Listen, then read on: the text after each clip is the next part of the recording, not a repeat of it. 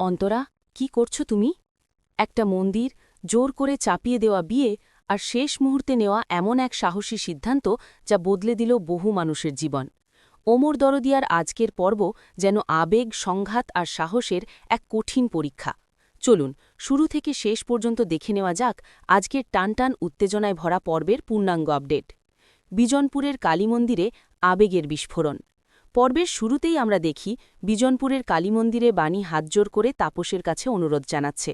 বাণী স্পষ্ট ভাষায় বলে, মেসমশাই, আমি জানি আমার আর মিস্টার চ্যাটার্জির বিয়েটা আপনি কোনোদিনই মেনে নেবেন না, কিন্তু সেই রাগ আর কষ্টটা অন্তরার ওপর দেবেন না।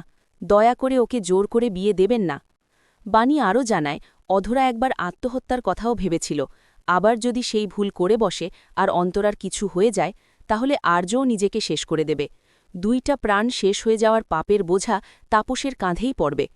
কিন্তু তাপস এক চুলো নরম হয় না। রাগে ফেটে পড়ে সে বলে, আমাকে পাপ পুণ্যের ভয় দেখাবে না। নিজে বড়লোক ছেলেকে ফাঁসিয়ে বিয়ে করেছ আর এখন আমাকে জ্ঞান দিচ্ছ। এই বলে তাপস বাণীকে তাড়িয়ে দিয়ে সোজা বিয়ের মণ্ডপে চলে যায়। ভেঙে পড়লেও বাণী মনে মনে সিদ্ধান্ত নেয়, এই বিয়ে আটকাতেই হবে। অনিরুদ্ধকে আটকে দেওয়ার ষড়যন্ত্র। বাণী বারবার অনিরুদ্ধকে ফোন করে, কিন্তু অফিসের চাপে অনিরুদ্ধ ফোন ধরতে পারে না।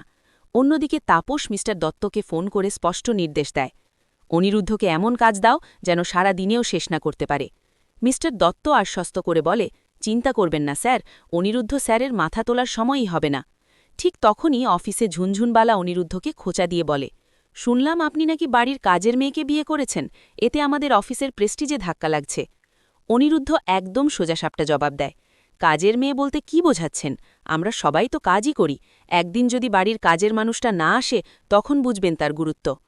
এই জবাবে ঝুনঝুনবালা চুপ করে অফিস ছেড়ে চলে যায়।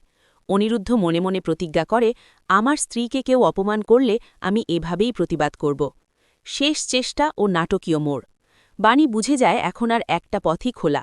সে বাড়িতে ফোন করে শ্যামলীকে বলে, মামুনি, তুমি তাড়াতাড়ি মাসিমণিকে নিয়ে বিজনপুর কালীমন্দিরে চলে এসো, আমি এখানেই আছি। মন্দিরে অন্তরা অঝরে কাঁদছে আর তাপস অস্থির হয়ে এদিক ওদিক তাকাচ্ছে। ঠিক তখনই শ্যামলী আর